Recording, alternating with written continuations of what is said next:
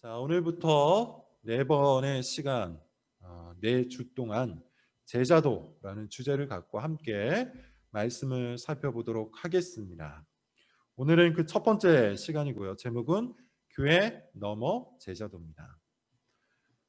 새해가 시작되었죠. 둘째 주인데 우리가 다시 한번 심기일전을 해서 처음 마음 먹었던 것들을 최대한 길게 실천해 볼 수 있기를 바랍니다.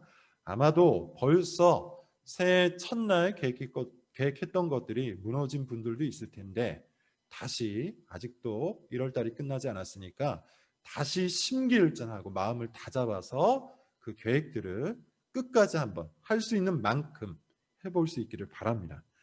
사실 그런 의미에서 시간의 단위라는 것이 굉장히 가치가 있죠. 의미가 있어요. 1년이라는 시간의 단위가 있기 때문에 우리는 다시 시작할 수 있는 기회를 얻습니다. 작년에 안 좋았던 것들을 반성할 수가 있고요. 올해부터 새롭게 시작할 수 있는 어떤 이유가 1년이라는 시간의 단위 때문에 생겨난다는 것이죠.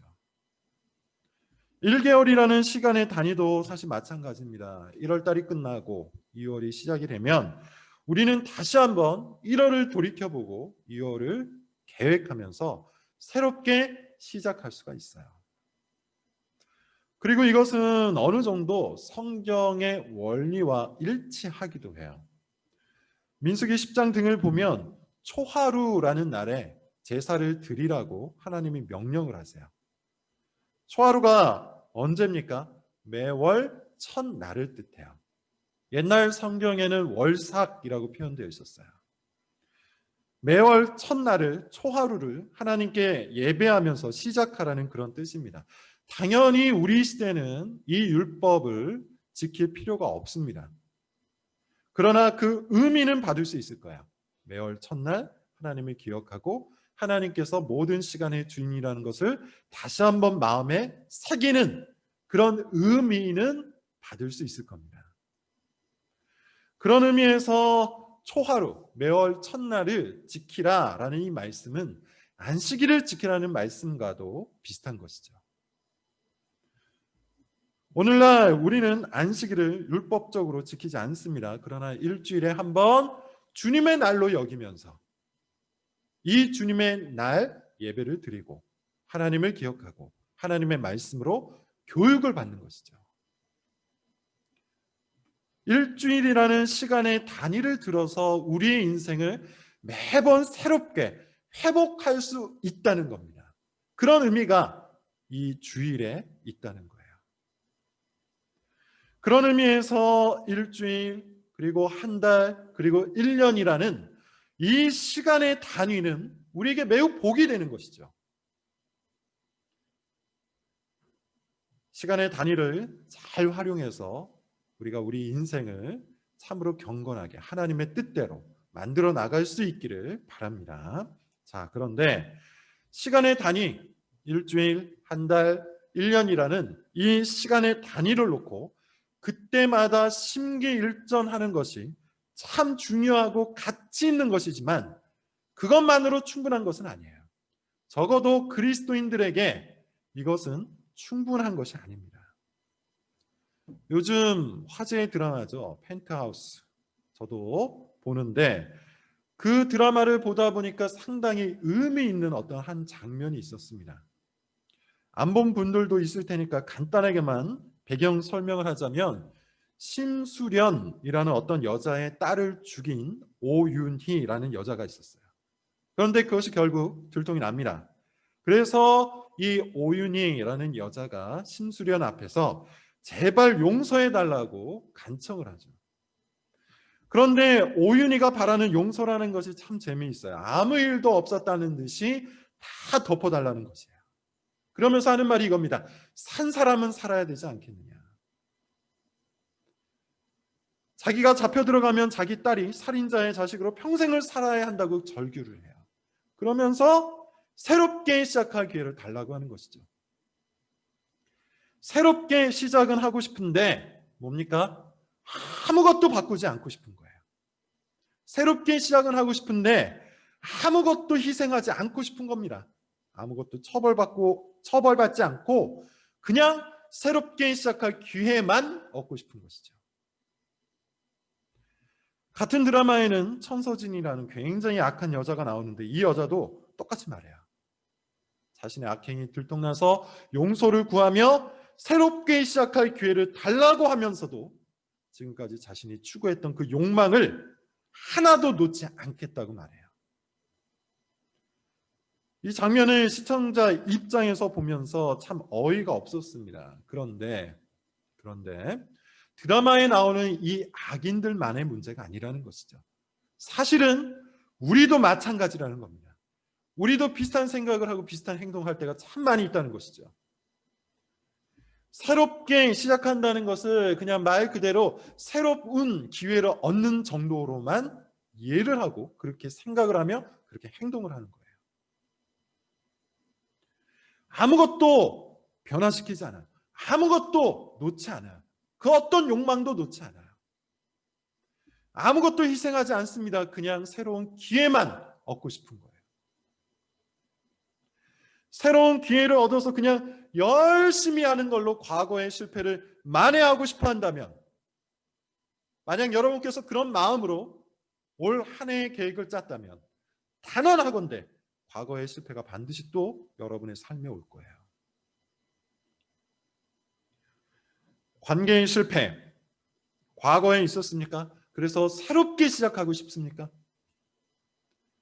아무 일도 없었던 것처럼 그냥 그렇게 새로운 시작을 원한다면, 여러분들이 원하는 것이 그런 것이라면 사실은 과거의 욕망, 과거의 이기심, 과거의 그 잘못된 방법을 그대로 들고 새롭게 시작하는 것과 다를 바가 없다는 것이죠. 바뀔 리가 없다는 겁니다.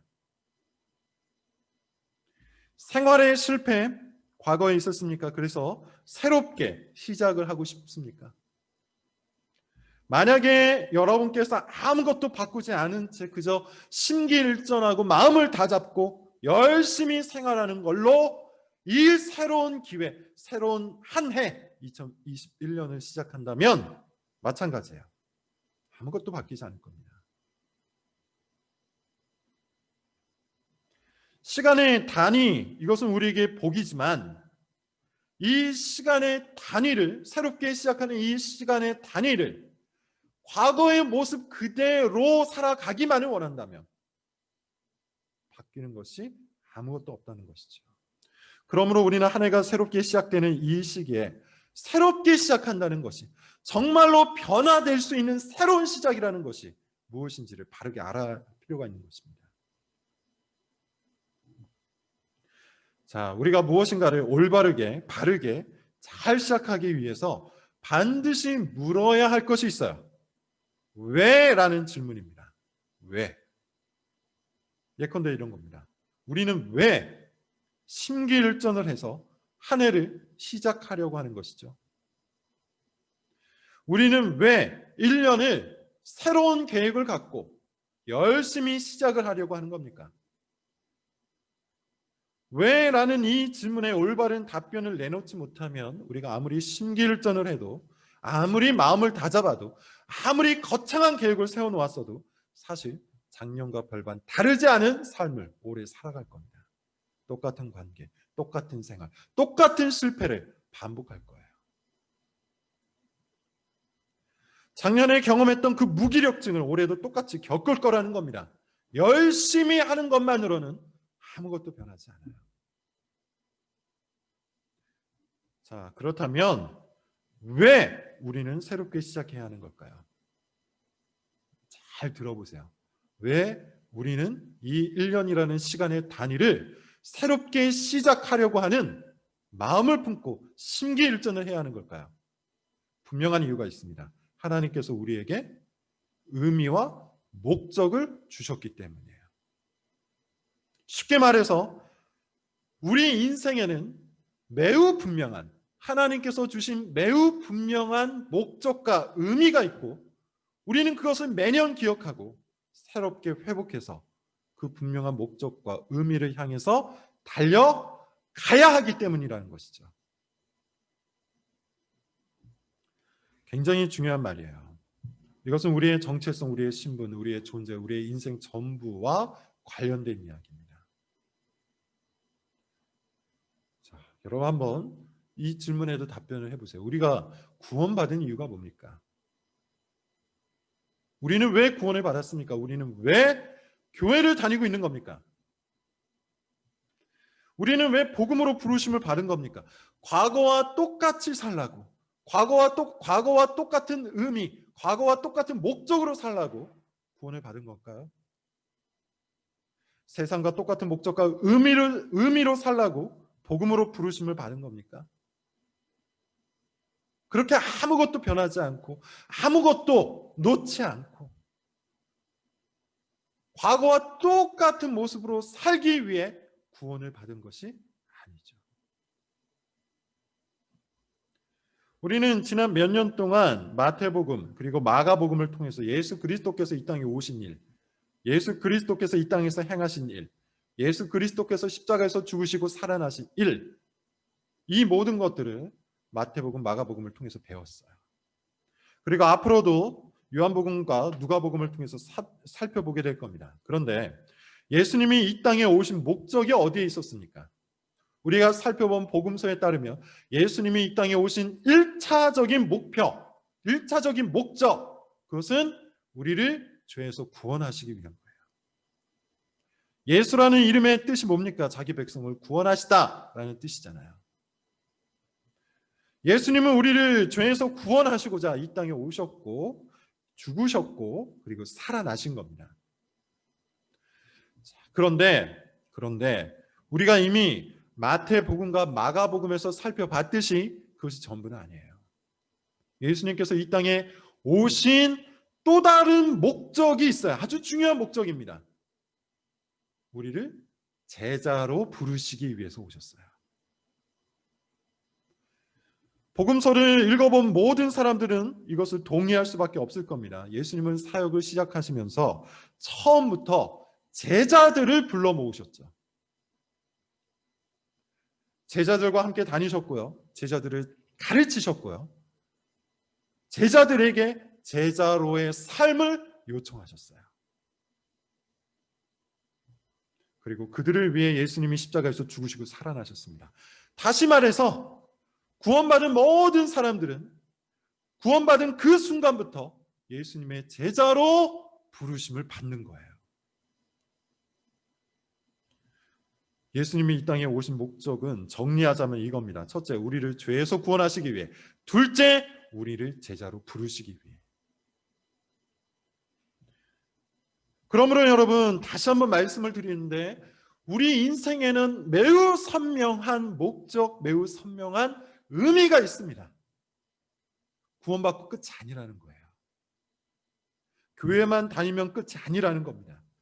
우리가 만들어가야 되는 그 모든 인생, 월요일부터 주일에 이르기까지, 1월 달부터 12월 달에 이르기까지, 2021년부터 우리가 죽는 그 순간까지 우리가 한평생 만들어가야 하는 그 인생은 매우 정확한 목적과 의미가 있다는 것이죠. 뭡니까? 제자로 사는 거예요.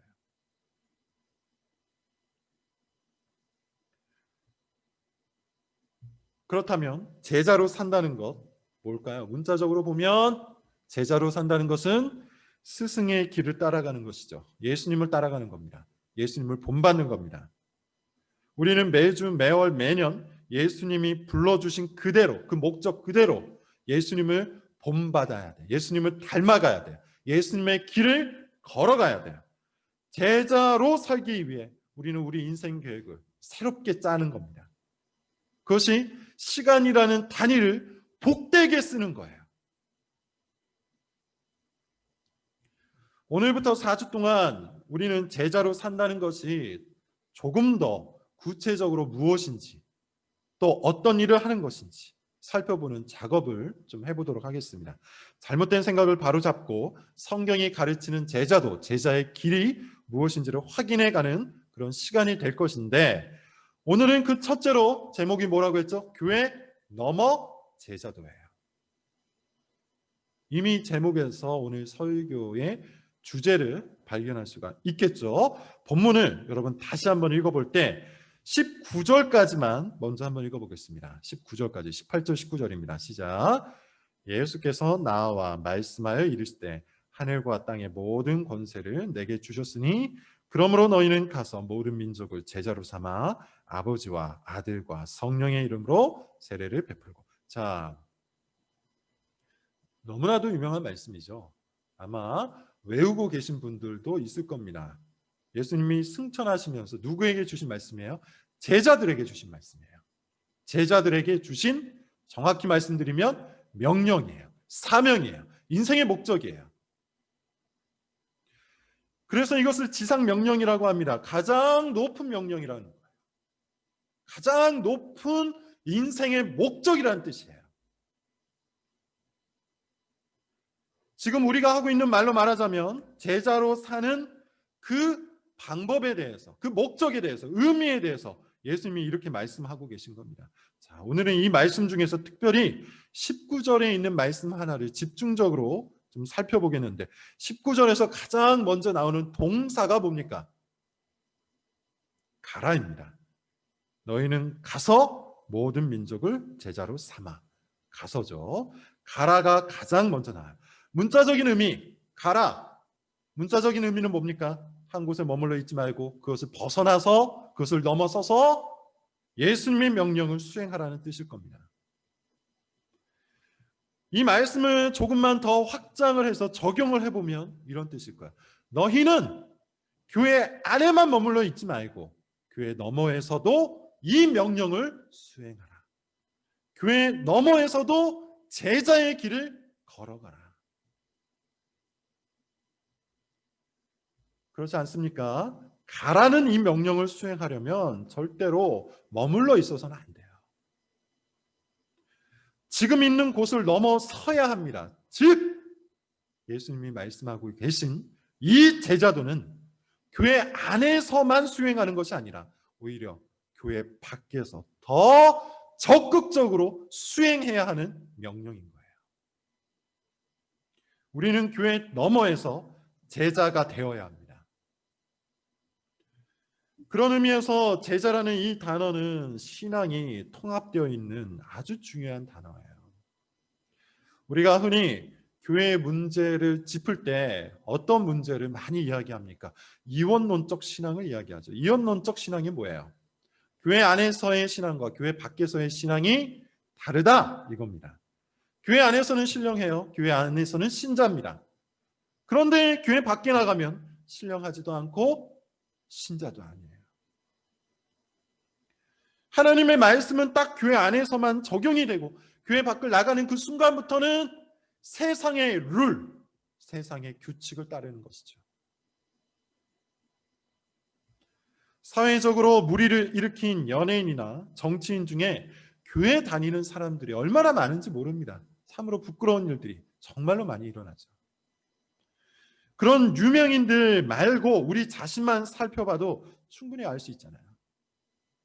교회 안에서는 신자인데 교회를 넘어서는 순간부터 교회 너머에서는 불신자인 경우, 우리 자신의 삶을 볼 때 얼마나 많습니까? 그러나 제자라는 이 말에는, 가라라는 이 명령을 받은 제자의 삶에는 이원론적 신앙에 끼어들 틈이 없어요.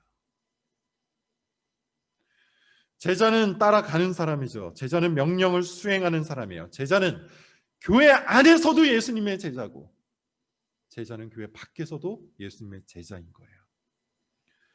특히 예수님은 제자들에게 교회 안에서만 제자로 살라는 말씀하지 않았고 오히려 교회 너머에서 더 적극적으로 제자가 될 것을 말씀하세요.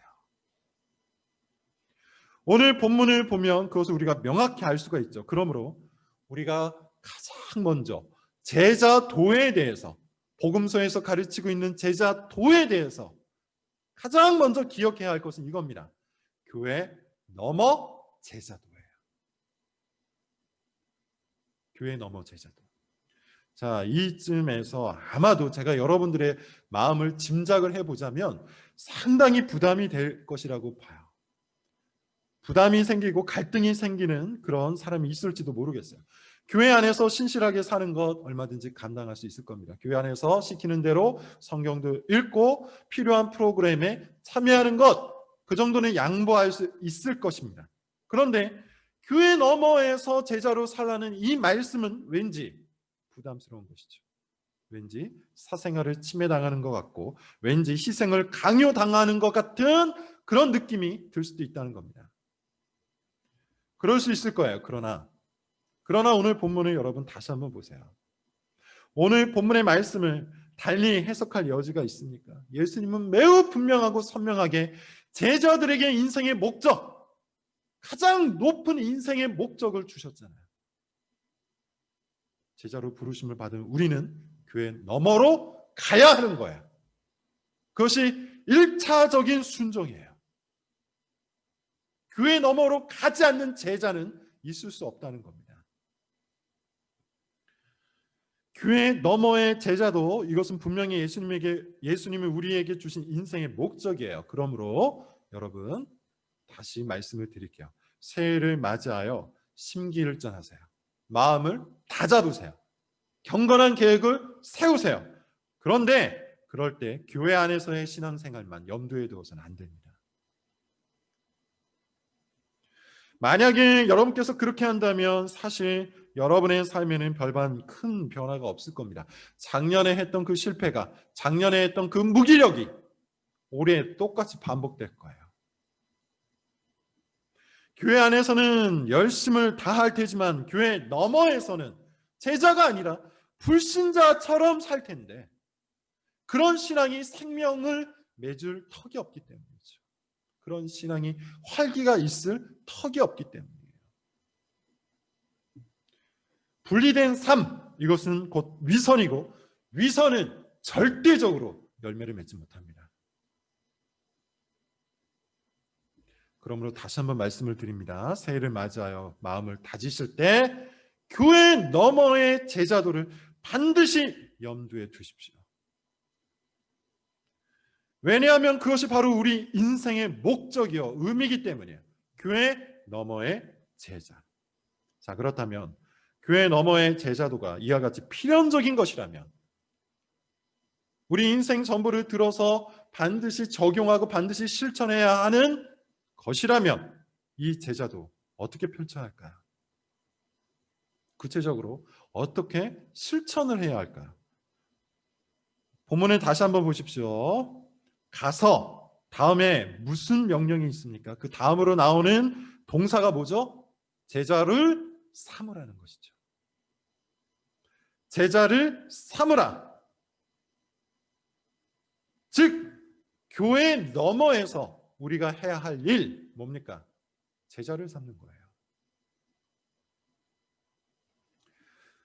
우리를 제자로 부르신 가장 결정적인 이유, 그것이 바로 이겁니다. 지난주에도 말씀을 드린 것처럼 예수님은 베드로, 안드레, 야고보, 요한을 제자로 불러주셨죠. 부르신 이유, 바로 곧장 하신 말씀이 뭡니까? 내가 너로 사람 낚는 어부가 되게 하리라. 제자 삼는 일을 위해 제자들을 부르셨다는 겁니다. 자, 그런데 안타깝게도 우리는 이 목적을 잊은 채, 이 의미를 잊은 채 살아가도 된다고 말하는 그런 아주 괴이한 시대에 살아가고 있죠. 더 이상 전도하지 않아도 된다. 더 이상 예수님을 전하지 않아도 된다. 더 이상 자신의 신앙을 세상 속에서 드러내지 않아도 된다. 이런 생각이 매우 자연스러운 그런 시대에 우리가 살아가고 있다는 겁니다. 몇 가지 이유가 있어요. 먼저 교회를 향한 거부감이 세상에서 점점 거세지고 있기 때문이죠. 특히 요즘에는 더합니다. 특정 교회 몇 개가 방역에 협조를 하지 않으면서 교회 전체가 욕을 먹고 있는 형편이에요. 그러다 보니 교회 너머의 제자도는커녕 교회 다니는 것조차 드러내기 쉽지 않은 그런 시대죠.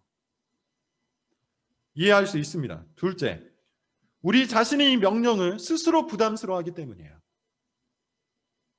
마찬가지로 시대적인 영향이 있는데 남에게 무엇인가를 권한다는 것 자체를 민폐로 여기는 분위기가 굉장히 많이 있죠.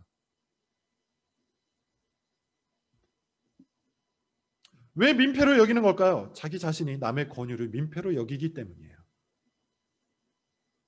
개인의 권리를 침해하는 것이고 사생활을 침해하는 것으로 여기는 생각이 나에게도 있기 때문에 누군가에게 신앙을 권한다, 누군가에게 복음을 말한다, 이런 것 자체를 민폐라고 여기는 겁니다.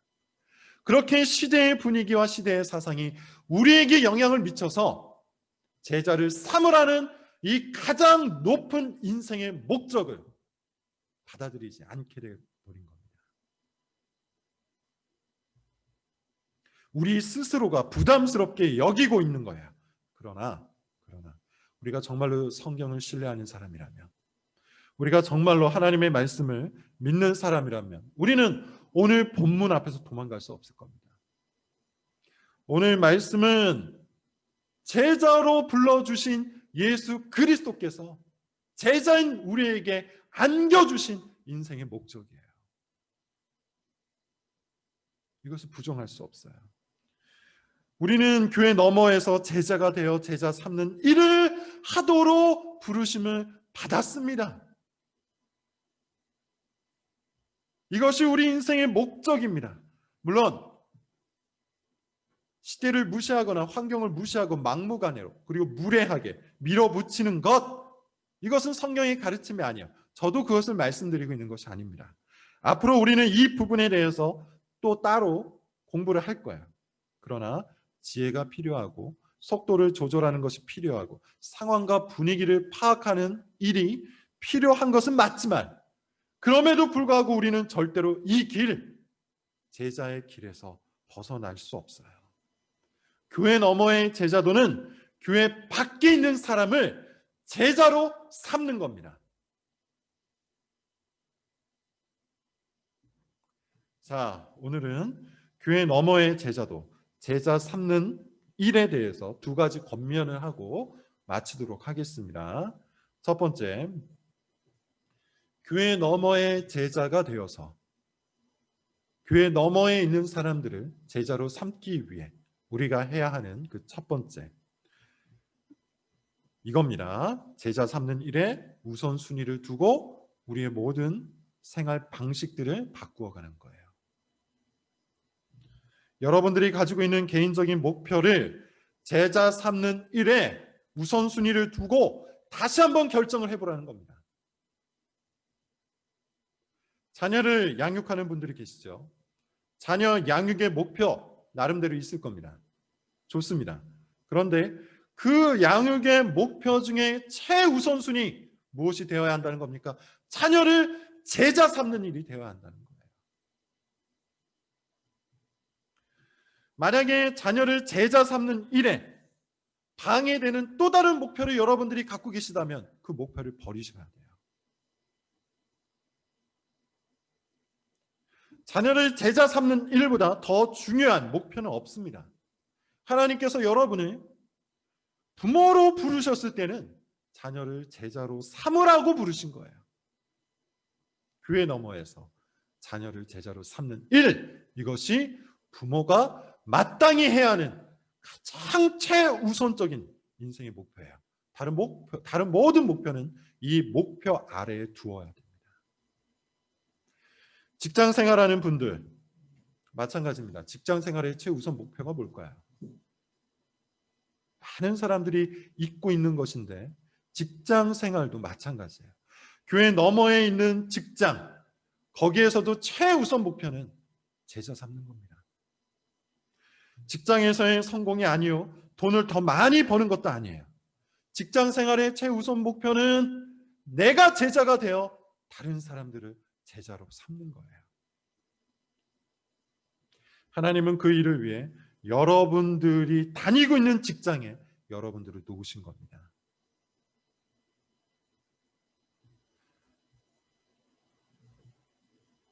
여러분이 가지고 있는 모든 재능, 여러분이 가지고 있는 모든 경력을 들어서 제자 삼는 일에 최우선순위를 두고 살아가시기를 바랍니다. 이것을 위해 심기일전하여 우리가 1년이라는 시간의 단위를 새롭게 시작해야 돼요. 그렇지 않으면 여러분의 삶은 작년과 크게 다를 바가 없을 거예요. 다른 모든 관계도 사실 마찬가지예요.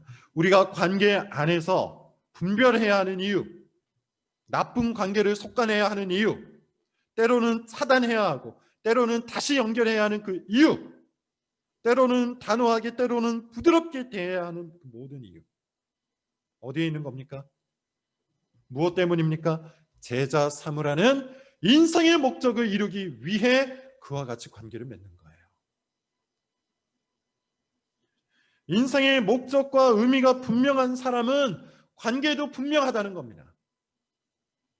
복잡하지가 않습니다. 이 목적 위에서 관계를 맺고 이 목적 위에서 관계에서 벗어나고 이 목적 위에서 관계를 새롭게 맺을 수 있는 거예요. 관계 자체가 절대로 혼란스럽지가 않은 것이죠. 그러므로 여러분, 새해를 맞이하여서 심기일전을 하고 새로운 계획들을 세울 때 다시 한번 우리 인생의 목적과 의미가 어디에 있는지를 확인하시길 바라요. 가정생활의 목적, 직장생활의 목적, 사람들과 만나는 목적, 우리가 교회 너머에서 살아가는 그 모든 생활들의 목적 뭡니까? 사람들을 예수님의 제자로 삼기 위한 거예요. 두 번째, 여러분들에게 드리는 권면, 두 번째, 교회 너머에서 제자 삼는 일을 위해 우리는 인생을 재설계해야 하는데 오늘 본문에 따르면 두 가지를 이야기를 하고 있어요. 첫째는 아버지, 아들과 성령의 이름으로 세례를 베푸는 것, 그리고 둘째는 예수님이 말씀하신 것을 가르쳐 지키게 하는 겁니다. 자, 이 첫 번째와 두 번째를 하나로 합쳐서 말할 수 있어요. 아주 간단하게 이렇게 말할 수 있습니다. 교회로 데리고 오는 겁니다. 세례를 여러분 누가 줍니까? 여러분 개인이 줄 수가 없죠. 세례는 교회에서 교육을 받은 후 목사가 주는 겁니다. 가르쳐 지키게 하는 일도 여러분 개인이 할 수 있는 일이 아니죠. 하나님은 교회에게 교훈권을 주시고 치리권을 주셔서 성도들이 말씀을 가르침 받게 하고 또 지킬 수 있도록 하셨어요. 따라서 이 명령 두 가지, 세례를 베풀고 가르쳐 지키게 하라는 이 두 가지를 여러분에게 적용을 하자면 교회로 데리고 오는 일이라고 할 수 있는 겁니다. 오늘날에는 교회와 신앙을 분리해서 생각하는 경향이 굉장히 강하죠. 그러나 성경도 그렇고 교회 역사에서도 그렇고 교회와 신앙은 결코 분리될 수가 없어요. 교회는 하나님께서 성도의 신앙을 위하여 만드신 신적인 기관입니다. 사람들이 대충 모여서 만든 인위적인 기관이 아니에요. 그러므로 교회 너머에서 제자 삼는 일은 궁극적으로 교회 안에서 열매를 맺어야 돼요. 다시 말해서 교회 너머에 있는 사람들을 교회 안으로 데리고 와서 교회로 만드는 것, 그것이 제자 삼는 일이에요.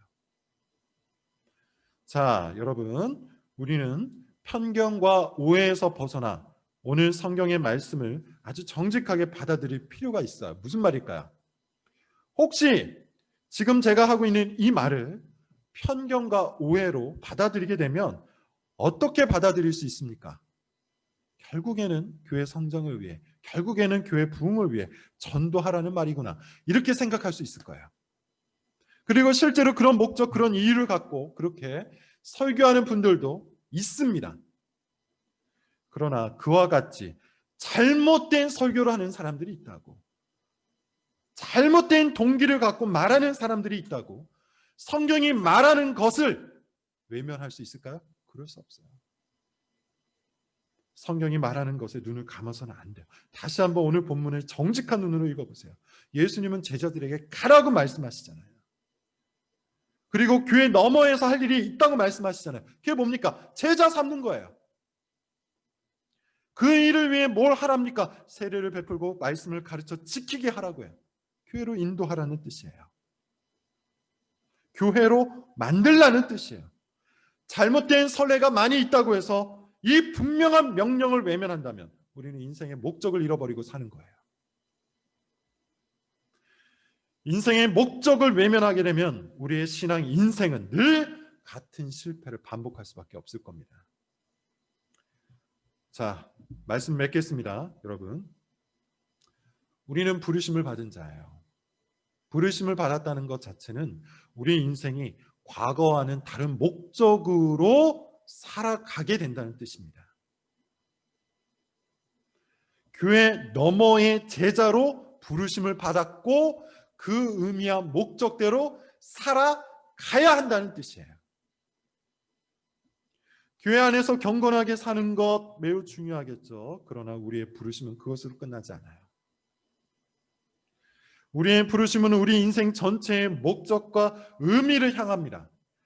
우리는 교회 너머에서도 제자의 길을 걸어야 한다는 겁니다. 그리고 그 1차적 목표가 뭡니까? 사람들을 제자 삼는 거예요. 교회 너머에서 사람들을 제자 삼는 거예요. 교회로 데리고 오는 겁니다. 그것을 위해 우리 인생의 다른 모든 목표들을 조정해야 하는 거예요. 때로는 포기해야 하는 것이죠. 자녀를, 가족을, 친구를, 동료를, 그리고 이웃을 제자로 삼기 위해 인생의 목표를 재설계하십시오. 올바른 목표만이 우리 인생을 힘있게 합니다. 왜냐하면 예수님이 말씀하신 이 제자도의 목표, 제자도의 인생을 살아가는 자는 예수 그리스도께서 우리와 함께 하신다는 사실을 볼 수 있기 때문이죠. 볼지어다 내가 세상 끝날까지 너희와 항상 함께 있으리라. 마태복음 28장 20절 말씀. 잊지 마십시오. 우리는 교회 너머의 제자로 부르심을 받은 자입니다. 그것이 우리 인생의 목적입니다. 이 인생의 목적대로 여러분의 인생을 2021년 새롭게 설계하시기를 바랍니다. 기도하겠습니다.